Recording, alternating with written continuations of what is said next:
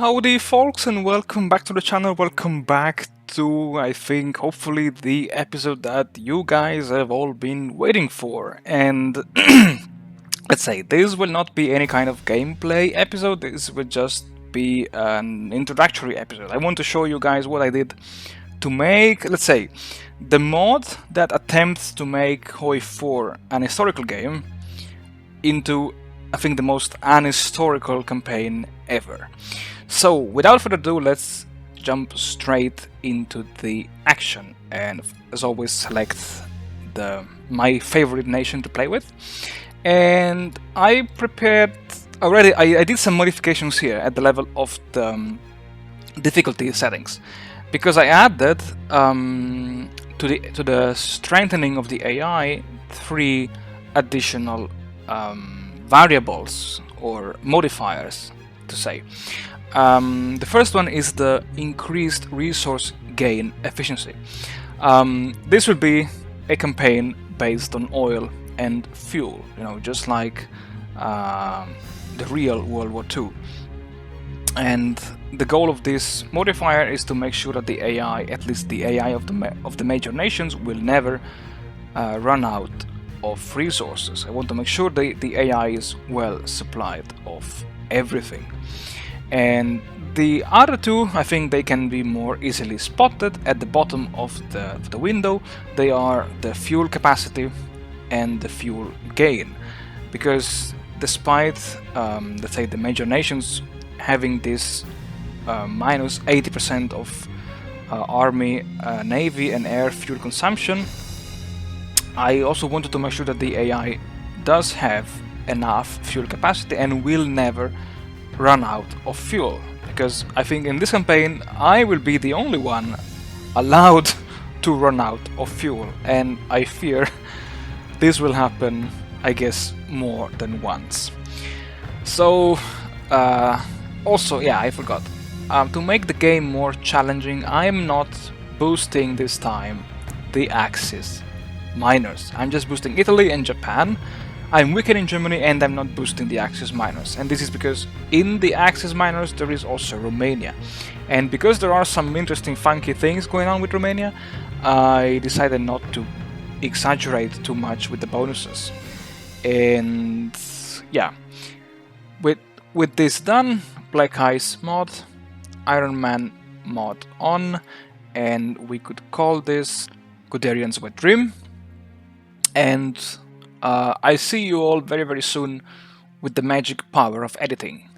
Okay, so I'm back, and let's just close this window. Now, in terms of performance, as always, I like to select, this time, only a few nations, not all of them, but let's say Philippines, French Indochina and British Malaya, and in the Middle East just Turkey. And yeah, I think that's all. And let's just delete units, and that's it. And in terms of the expert AI mod, let's just give some nice bonuses to the AI, and let's give, say, 10% of the recruitable population. Yeah.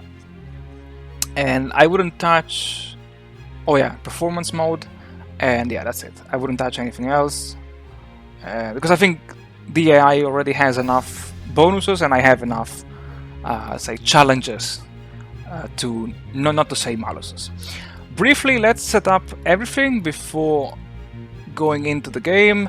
I like to start with fighters, because I love air superiority. And I don't know if I mentioned this, but one of the goals of this campaign will be, I think for the first time in any Hearts of Iron campaign, I would love to bring the Wehrmacht to the American shores. And okay, I said it, now I have to do it, because I know you guys will be very disappointed if I don't. So let's invest into the transport ships. But yeah, I will really do my best to achieve this. And let's research the Panzer IV. Infantry, Germany starts already with a very developed branch in the infantry folder, so I would just like to research the combat engineer company, and I want to go with the catalytic cracking, and I will go with excavation technology, because it's important in this campaign for me to gain access to as many resources as I possibly can. So it will take a while, but yeah, I want to invest into this one. And as always, I like to spam civilian factories in the states with the highest infrastructure levels. And yeah, 35, 35, 35, 35, and then military factories, yeah, this one here, 40, and then just 35 everywhere. And yep, I think that's it. I will just, you know, update the construction window throughout the campaign. Let's just start with this. Troops, I have 41 divisions.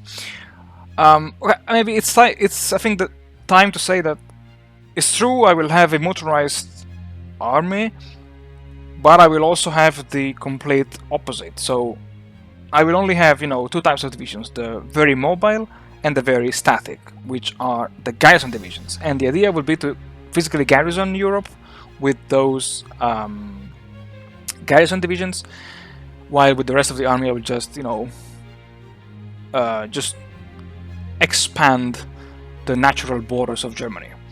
And production, let's invest one, and let's move this one a bit up above the tanks. Yeah, and let's bring this one here. Well, I think this has to be done, and maybe we could move upwards the light vehicles and the artillery prime, the artillery truck transports. Yeah, let's give them, yeah, again 4, and the prime mover just 2, because I won't need too many of them, but I would need them. Alright, trade, we can sacrifice 1 tungsten for 1 rubber, and yeah, this will be, let's train 1 Panzer division, and let's deploy it in the Brandenburg region. And you can see here the training time, which is absurd, plus 64%. This is just insane, seriously. And you may have wondered why I just selected a few nations here. And get ready, because the game will become more interesting now. So, let's one day in-game tick, and well, welcome to the challenge. A fully motorized Wehrmacht, Guderian's wet dream. I mean, I don't know if this was really Guderian's dream, but let's imagine that in this alternate world, yeah, Guderian's dreams of having a completely motorized Wehrmacht. So, with the proclamation of rearmament and the reintroduction of compulsory military service on 16th of March 1935, at dawn of the new year, the German High Command presented the nation's leadership with an ambitious plan to fully motorize the armed forces. With insufficient resources to draw on, the German government was faced with 3 major potential investments, only one of which, however, would be possible. Mindful of the tragic experience of the Great War, German staff officers suggested focusing on the speed of motorized troops. Only a war of movement, what in German is known as the Bewegungskrieg, would indeed enable Germany to emerge once again as a major power. This comes, I mean, if you watched already the spoiler episode, this should not be something new. I just changed, let's say, the effect of this event, because I found out that if I was using the all armor category, nothing was happening, so I had to manually introduce one by one all the subcategories of German tanks, as you can see here. And I kept into these options the plus 200 of army experience and this plus 30,000, 65,000 and 71,000 of manpower, just to mimic, you know, some bunch of teenagers, volunteers willing to join the ranks of the Wehrmacht. And this plus 200 army experience is just to do some quick and dirty editing of my templates.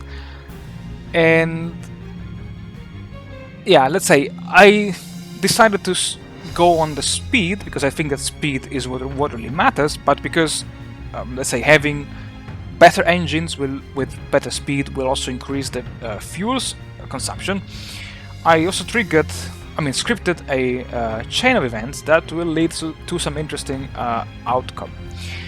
And the first one is to stockpile or to research. So before going ahead, as always, the focusing on speed will trigger this hidden technology that will basically reduce the combat width of my armored cars from 1.5 to 1, and will also give me, let's say, the template of the future motorized divisions. And actually I can do it right now, and since the basic infantry division will be already motorized on its own, what were supposed to be the motorized divisions will now become the mechanized divisions. I know it's very confusing because I have the motorized, the infantry which is motorized and the motorized which is mechanized.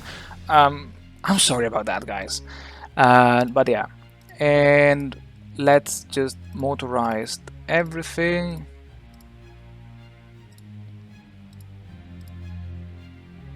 Yeah. Okay, so I still have 50 of army experience. The kind of moto mechanized division, it's heavily mechanized because I have even though I still do not have yet the technology to research the mechanized headquarters, nor the mechanized engineers, nor the mechanized logistics company, I decided to put it anyway. And let's put it as motorized divisions. Yeah, and yeah, let's just also edit the... Oh crap, sorry. Oh my goodness, the mountain divisions, I think, yeah, that's enough. I will not change the symbol, I just like to keep it as it is, and as I will gain more experience, I would like to put here the mountaineer support company, just to give those guys a bit more speed over the mountains. And yeah, I think that's it. And let's focus on the event now. To stockpile or to research. With the drastic increase in demand for fuel for the Wehrmacht's motorization, Germany's top government and military officials were at the crossroad. Finance research into synthetic fuels and better storage methods, or invest in expanding fuel depots from the outset. Now, both of these two decisions will lead me to an event called the 1936 oil crisis.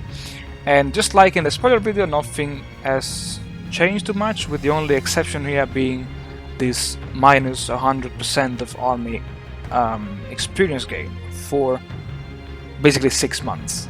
And this is just to compensate the fact that I received 200 of free army experience. And I calculated that having this minus 10% research speed will basically cripple my research too much. And even though exactly both of these options will lead me to the same event, I like to go on with the we need a larger fuel reserve option. Now let's say contextualize the situation. In this alternate campaign, the German High Command decided to motorize the Wehrmacht. Germany doesn't have enough fuel, so Germany has to find a way to get fuel somewhere, right? And I imagine that this, let's say, need for fuel led to what I called the 1936 oil crisis. So, the decision to fully motorize the Wehrmacht, the expansion of fuel storage depots, and the regime's autarkic policy forced Germany to seize the last oil fields not yet in the orbit of the United States of America or Great Britain. By exerting pressure through diplomatic channels, the Germans financed a primordial expansion of Romanian and Iranian oil wells and secured the exploitation of these fields. But how would the world react to such news? And I was inspired, let's say, part of this event, to the Romanian part of the event, by the Total War mode, because in the Total War mode there is a focus that will add some oil here in Oltenia, and Germany will gain the rights to exploit this oil. And when I was looking at the concessions of oil in Iran, Iraq and Mexico, I realized that this one here is the only, let's say, oil well or group of wells that is still not controlled by anyone. So I thought, let's imagine that Germany is investing into oil and just put some pressure on Iran to just give Germany the rights to expand these, to gain control of these oil fields in exchange for, let's say, some drilling equipment to expand those oil fields. And this results in gaining 12 units of oil, that I think will be a bit more because of the infrastructure, in Romania and Iran. That will be under concession of the Germans. And I don't know, I think it's too early now to see it, but yeah, so for whatever reason this appears already in Iran, but not yet in Romania. Yeah, I think that one in-game day needs to pass before I can see it on the map. But anyway, I also imagine that, you know, when Germany announcing the rearmament and even more importantly the constitution of an extremely and exclusively motorized Wehrmacht, the remaining big nations would have not just stood idle and watched, but would have taken some actions. And this was, let's say, this event is my crazy idea to improve the in-game performance by condensing into one click all the previous clicks of selecting the nations and wiping out the armies and annexing them, blah blah blah, and you know. And basically the world response to German expansion in search of oil was not long in coming. The Soviet Union, the USA, France and the British Empire extended their political, economic and military influence over those nations deemed most at risk of falling into the German orbit. Which means basically that the Soviet Union, USA, France and the UK will just annex several other nations. With these attempts to prevent Germany from acquiring the resources to rebuild its armed forces, Germany's days were numbered. Or were they? Yeah, as I said, this is just my stupid and creative attempt to reduce the amount of nations available and visible on the map, because yeah, as I said, this will dramatically increase the performance of the game, especially in the late game phases. And yeah, let's just go through it quickly. The first branch consists of the partition of Switzerland, I know this, you may say this is kind of cheesy, but considering what benefits the Allies will gain, I said this was kind of fair enough, let's say.